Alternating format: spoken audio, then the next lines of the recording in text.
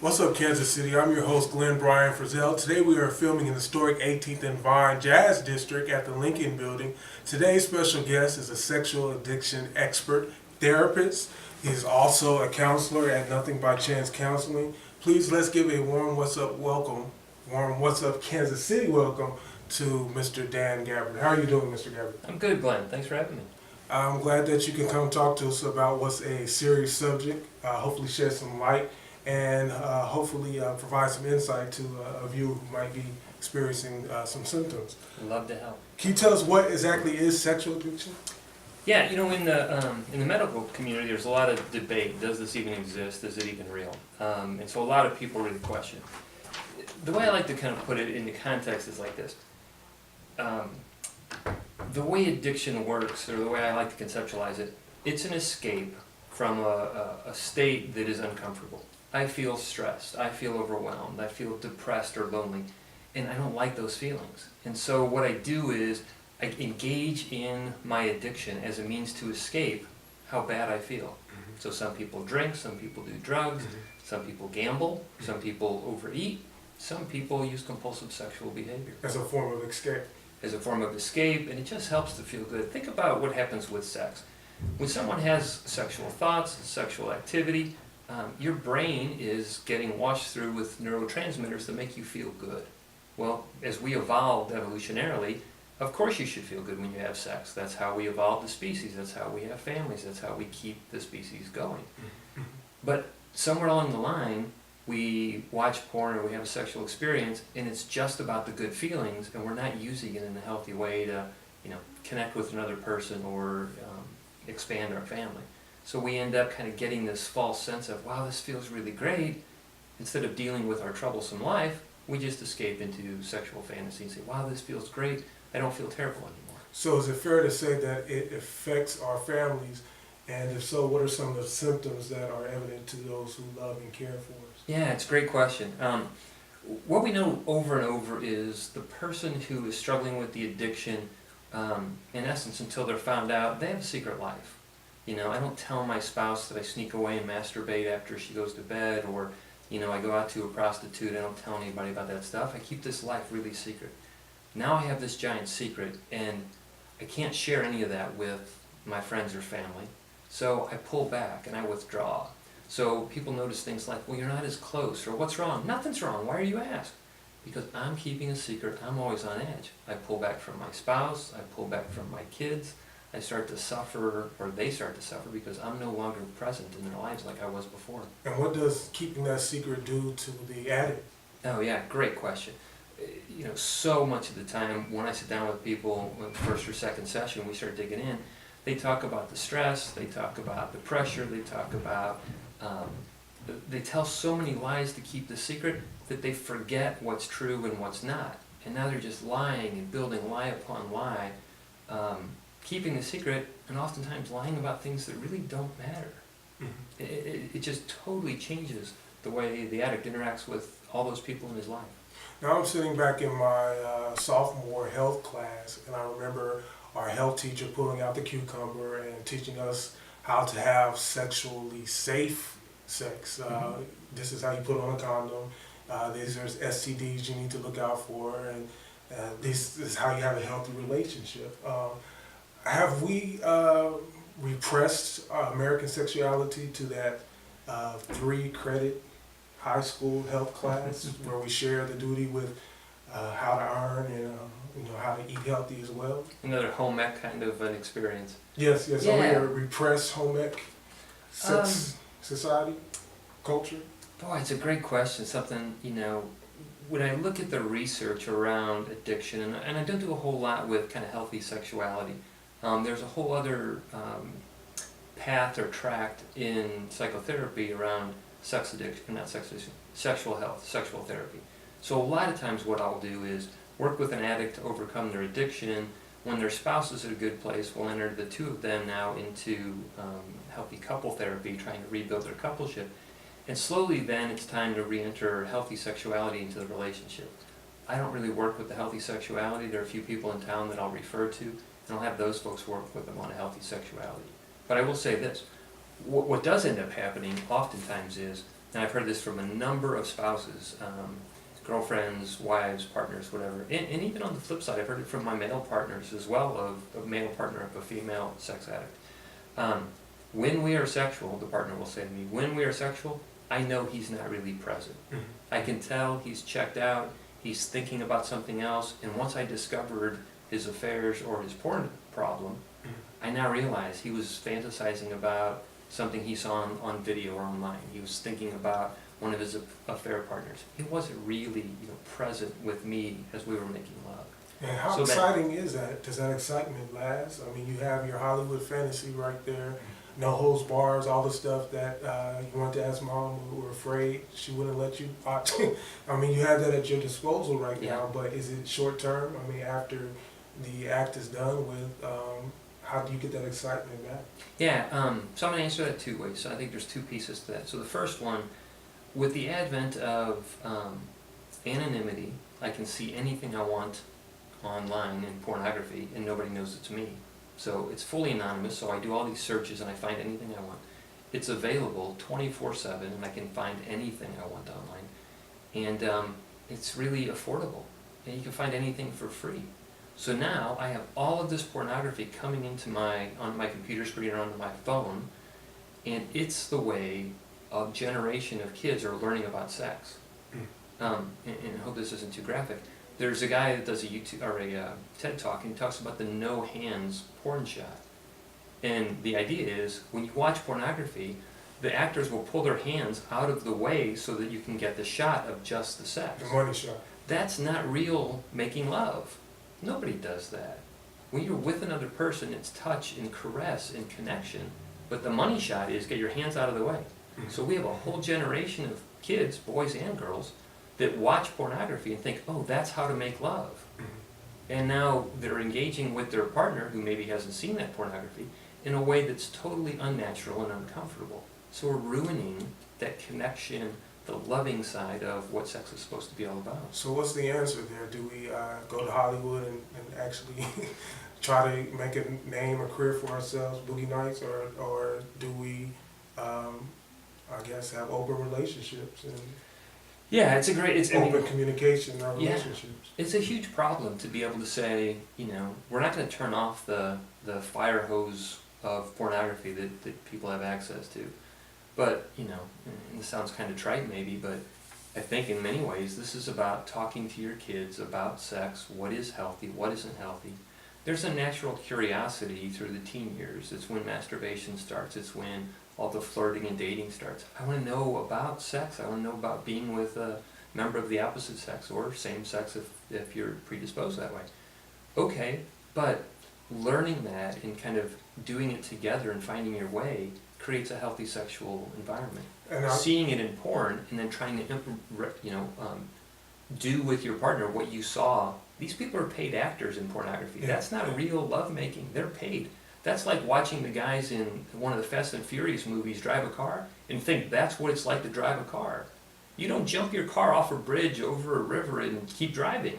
Yeah, well, Mr. Gabbart, I can remember the conversations that I had with my friends on the street about sex were different. And when I say on the street, waiting for the bus or after school, while we're supposed to be doing our chores, it was different than the intimacy than I guess you would have father and son. But that intimacy is up against, let me read some statistics here. Yeah. Every second, $3,000 and some change is being spent on pornography. The porn industry employs in excess of 12,000 people in California. California alone, the porn industry pays over $36 million in taxes every year. At $13.3 billion, the 2006 revenues of the sex and porn industry in the U.S. are bigger than the NFL, NBA, and Major League Baseball combined. Now, these statistics we went over before here at What's Up Kansas City. But Mr. Gabbart, how can the intimacy of a father and son relationship compete with $3,000 a second being spent on porn? Have we sold out our commitments to being Responsible parents. fathers, Yeah. responsible fathers to our sons You know, and daughters? I certainly hope that we have not. The numbers are, I mean, the numbers that you're reading are staggering. If there's anything maybe positive, those numbers are sort of backing up. And what's happening is because there is so much either home-produced pornography and free online, that the revenues are starting to drop. So again, that's not necessarily healthy that we have a lot of home-produced pornography now on the internet, but the professionals are, the industry is actually kind of shrinking.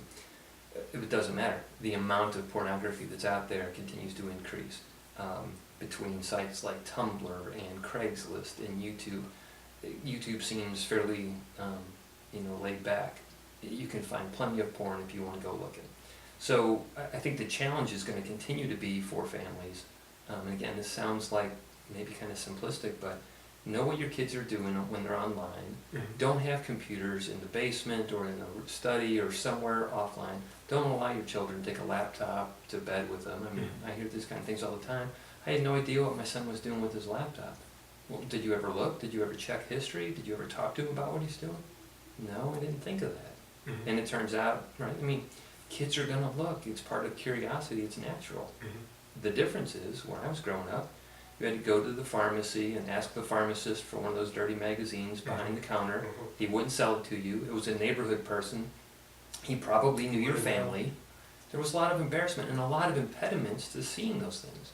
With the internet and the availability, and every kid has a tablet or a laptop or a phone, there's no impediment. Now kids are exposed so quickly.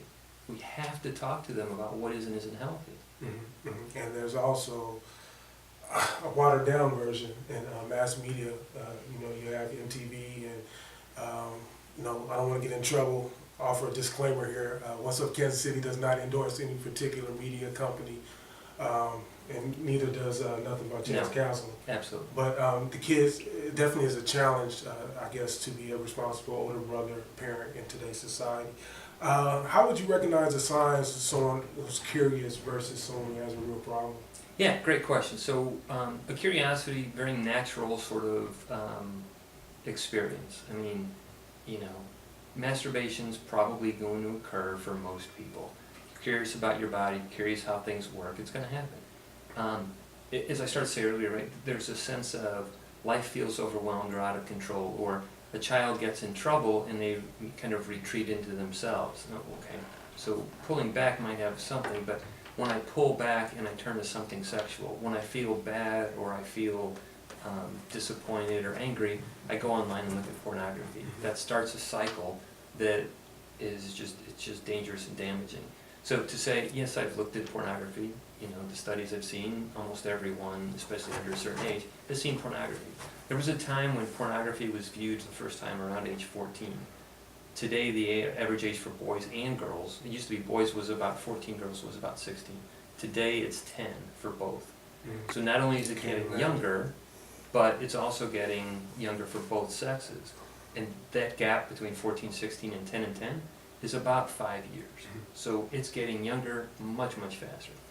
If I'm consistently and compulsively using pornography to manage my mood state, I feel depressed, I feel angry, I look at porn to feel better or to escape.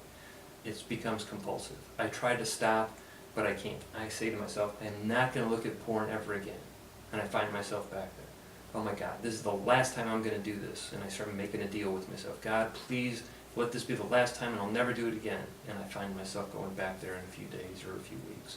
That's problematic. That's one of the key signs that makes it Quickly, different. is it up there addiction-wise with gambling and alcohol? Yeah, it's a great thing. So a lot of the You said substances... it's a drug, porn is a new Yeah, drug. yeah. The difference is pornography creates the release of drugs, neurotransmitters in your brain, versus having to ingest a chemical from the outside. Pornography, sex addiction is much closer to gambling or to food addiction. You can stop gambling, you can live without alcohol, but if you're in a committed relationship, sex should be a healthy part of that.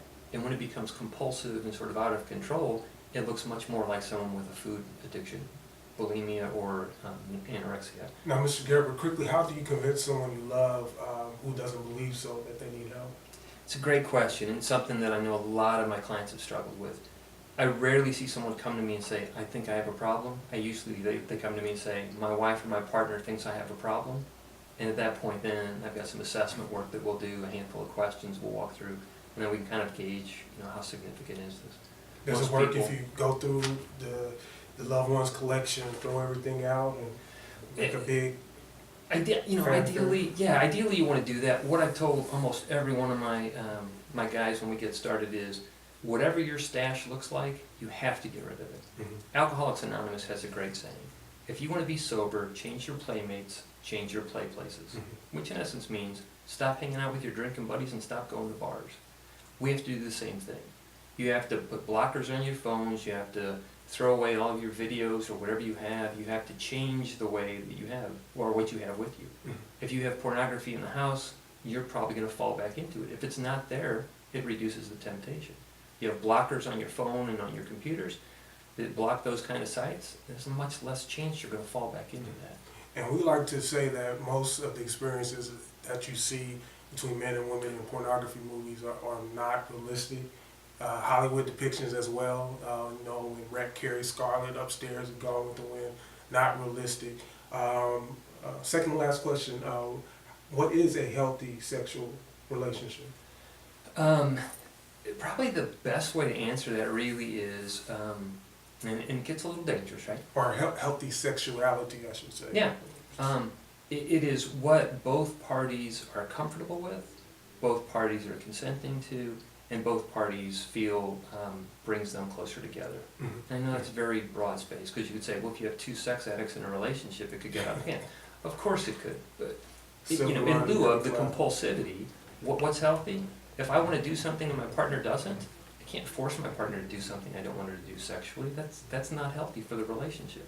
It has to be consented. Sure. I'd like to mention that you are owner of Nothing by Chance Counseling. I'm not. I'm one of the staff therapists. We have 3 therapists on staff, and we deal with a number of issues. My specialty happens to be sex addiction. Sex addiction, and how can viewers reach you if they want to talk to you or feel it? Yeah, I appreciate that. So email dan@dangabbart.com or kccoaches.com is the site that I use for my blog, and a lot of background information on sex addiction there. And we appreciate having you here today. Any final words? If you think a loved one, a friend, or even yourself is struggling with sexual compulsivity, jump online, do a quick Google search, and there's tons of assessments. You can get a really solid assessment pretty quickly online, and then seek professional help. This is a very difficult addiction to beat. Professional help, though, there is absolutely a way out. Yes, we'd like to thank Mr. Gabbart for broaching very generally and shortly the topic of sexual addiction and how to successfully treat it. We hope that if you are having symptoms that you do seek help.